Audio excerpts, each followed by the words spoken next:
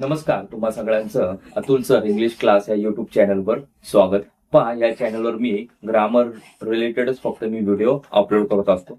माझं अजून एक चॅनल आहे, त्या चॅनलचं नाव आहे सर्स इंग्लिश अकॅडमी. या चॅनलवर फक्त मी स्पीकिंगच्या रिलेटेडच फक्त मी व्हिडिओ अपलोड करत असतो. पण त्याच्यामध्ये एका लेक्चरमध्ये जर वाक्यरचना असतील तर वाक्यरचना, दुसऱ्या याच्यामध्ये रचना आणि तिसऱ्या याच्यामध्ये तुमच्या रोजच्या वापरातील शब्द.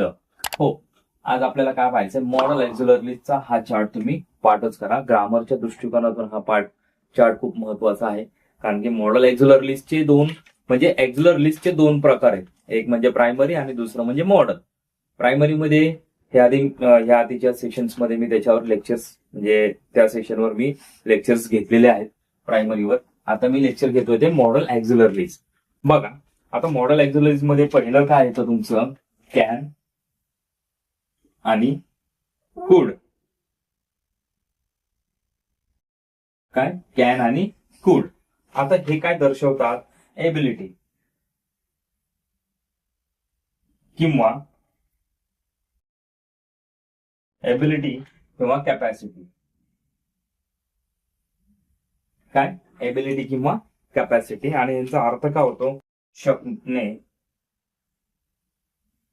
क्षमता आणि सामर्थ्य.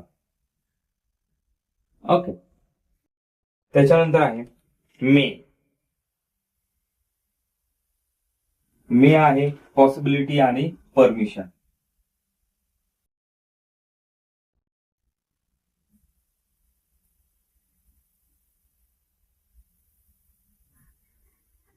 परमिशन म्हणजे याच्यामध्ये काय, शक्यता किंवा परवानगी. शक्यता किंवा परवानगी. त्याच्यानंतर आहे तुमचं मे नॉट. मे नॉट म्हणजे काय, प्रोहिबिशन. म्हणजेच काय, फक्त मनाई. ओके. त्याच्यानंतर आहे शूड.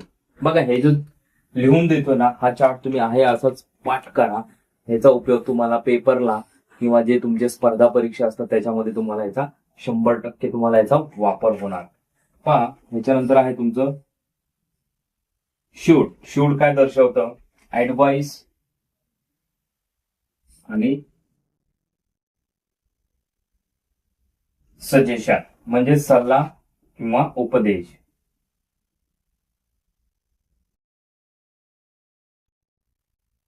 त्याच्यानंतर आहे मस्ट. आता मस्ट काय दर्शवतं पहा, ऑब्लिगेशन. नंतर आहे कंपल्शन.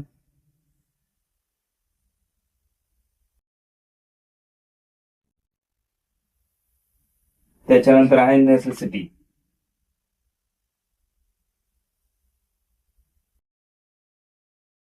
म्हणजेच काय, नैतिक कर्तव्य.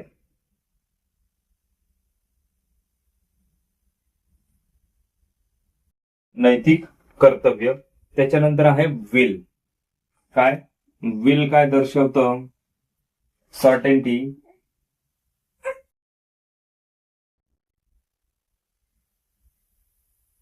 त्यानंतर आहे लेस सर्टेनिटी. नंतर आहे डेफिनेटनेस.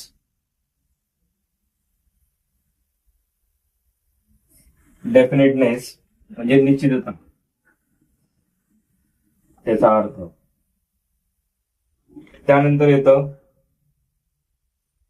शाल. म्हणजे काय, डिटर्मायनेशन.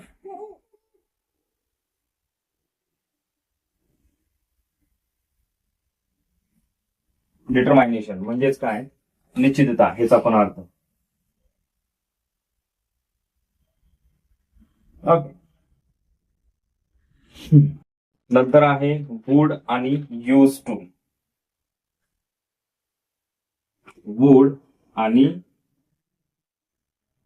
टू. त्याचं काय होईल, हॅबिच्युअल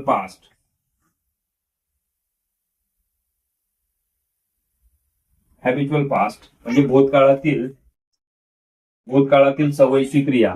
काय? भूतकाळातील सवयीची क्रिया. त्याच्यानंतर आहे काय? Ought to. शेवटचं आउट टू काय दर्शवतं? Moral obligation. मॉरल ऑब्लिगेशन किंवा ड्युटी. नंतर आहे त्याचा मराठीत अर्थ नैतिक कर्तव्य. ओके, बघा तुम्हाला पेपरमध्ये हे विचारलं जाईल, ॲबिलिटी, कॅपॅसिटी, पॉसिबिलिटी, आणि तुम्हाला वाक्यामध्ये काय जे आहे त्याच्यानुसार तुम्हाला ते वाक्य त्यांचा वापर करायचा आहे. हा लक्षात, हा चार्ट पाठ करा व्यवस्थित एकदम, म्हणजे तुमचे कम्प्लिटली तुमचा 1 मार्क तुम्ही गेन करू शकता. स्पर्धा परीक्षेमध्ये पण तुमचे ह्याचे कन्सेप्ट क्लिअर असतील तर तुम्हालाही त्याचे मार्क्स भेटून जातील. आता ह्याच्यामध्ये काही तुम्हाला गोष्टी लक्षात ठेवायच्या. बघा, तुम्हाला शेवटी याचं एक वाक्यरचना पण तुम्हाला देतो मी. हा चार्ट लिहून घ्या, खूप महत्वाचा चार्ट आहे. तोंडपाठ करा आणि हा चार्ट लिहून तुम्ही कुठंतरी तुमच्या रूम मध्ये त्याची झेरॉक्स मारून त्याला लॅमिनेशन करून तुम्ही जिथं तुमची एजा सारखी असते ते तुम्ही त्याला हँग करून ठेवा. म्हणजे हा चार्ट पाठ झाला तर तुमचा 1 मार्क फिक्स होईल. आता ह्याच्यानंतर तुम्हाला काय लक्षात ठेवायचं ते खूप महत्वाचं आहे. हे तर तुम्ही पाठ करतानच, पण जर 2 ठिकाणी जर म्हणजे वाक्यामध्ये जर ऑब्लिगेशन आलं तर मग कुठलं समजायचं, मॉरल ऑब्लिगेशन का फक्त ऑब्लिगेशन? त्यासाठी म्हणजे जर वाक्यामध्ये हॅव टू घ्या, लिहून घ्या, हॅव टू, हॅज टू, नंतर हॅड टू आणि शुड, नीड, नंतर आउट टू हे शब्द जर आले असतील तर तुम्हाला मॉडेल ऑफ एक्झलरली काय करायचंय? मॉडेल ऑफ ऑब्लिगेशन म्हणून तुम्हाला काय करायचं, म्हणजे वाक्यामध्ये जर ह्यांचा वापर असेल तर तुम्हाला कंसामध्ये सांगितलेलं असतं की तुम्हाला जसं की rewrite the sentence using model of obligation, तर मग त्यावेळेस तुम्हाला काय वापरायचंय? मस्ट. काय? मॉरल ऑफ ऑब्लिगेशन म्हणून काय वापरायचंय? मस्ट. नंतर पहा, जर वाक्यामध्ये कॅन असेल तर मे असेल तर कॅन, तसेच इतर कोणतेही सहाय्यकारी क्रियापद असेल तर, जसं की बघा आता हा झाला आहे दुसरं. आता तुम्हाला तुम्ही चार्ट दिला होता कॅन, कुड, मे नॉट, ह्याच्या व्यतिरिक्त जर शब्द आला कुठला, म्हणजे ह्याच्या व्यतिरिक्त जर कुठलं टू बी स्वरूप आलं तर मग तुम्हाला काय करायचंय? मग तिथं तुम्हाला बघा वाक्यरचना घ्या, मग तुमच्या लक्षात येईल. This is a good development.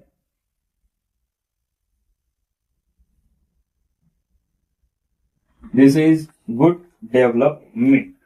आता इज आलं याच्यामध्ये. आपण जे नियम दिले होते कायसाठी? कॅन, कुड, may not, should, must, will, शाल, वुड, यूज टू आणि आउट टू. मग इज नाहीये ना त्याच्यामध्ये, तर मग त्याला तुम्हाला काय वापरायचंय? एक तर तुम्ही मे बी वापरा किंवा कॅन बी वापरा. ओके, दोन्हीपैकी कुठलंही एक वापरा, म्हणजे तुमचं वाक्य बरोबर येऊन जाईल. म्हणजेच बघा, this may be a good development. Okay, me may be वापरले. आता इथे इज आलंय म्हणून काय वापरा? तुम्ही मे बी वापरा किंवा कॅन बी वापरा. हा लक्षात. त्याच्यानंतर अजून काय तुम्हाला लक्षात ठेवायचंय? जर वाक्यात या हे पुसून घ्या, हे लिहून घ्या.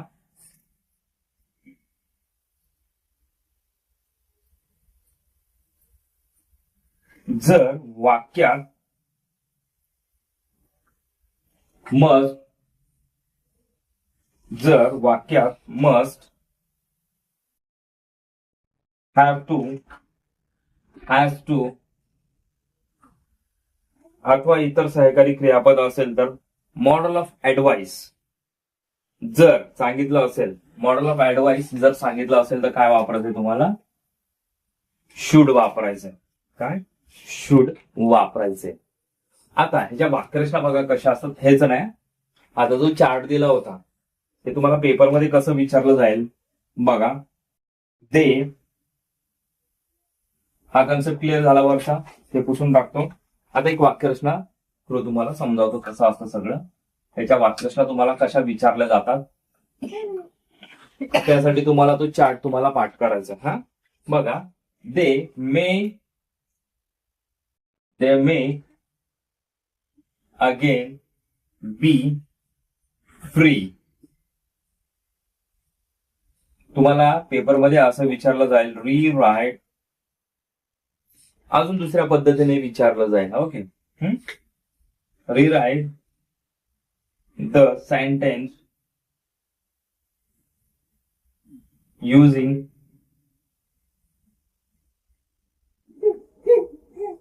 Model of certainty.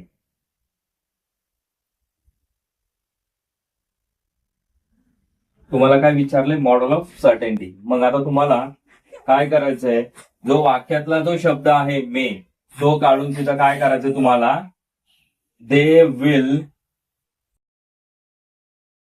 Again B free. म्हणजे विल काय दर्शवतो तुमचं? सर्टेनिटी. ओके, आलं लक्षात. म्हणजे हे तो तुम्हाला सर्टेनिटी म्हणजे हे जो मधला जो आहे पॉसिबिलिटी, परमिशन, प्रोहिबिशन, हे तुम्हाला इथं कंसामध्ये विचारलं जाईल आणि त्यानुसार तुम्हाला इथं वाक्यामध्ये चेंजेस करायचे. हे लक्षात घ्यायचे. बघा, ह्या चार्टमध्ये तुम्हाला काय डाऊट असेल तर कमेंट बॉक्समध्ये कमेंट करा आणि पुढील सेशनमध्ये आपण असंच एखादा कन्सेप्ट घेऊन येऊ. तोपर्यंत जय हिंद, जय महाराष्ट्र.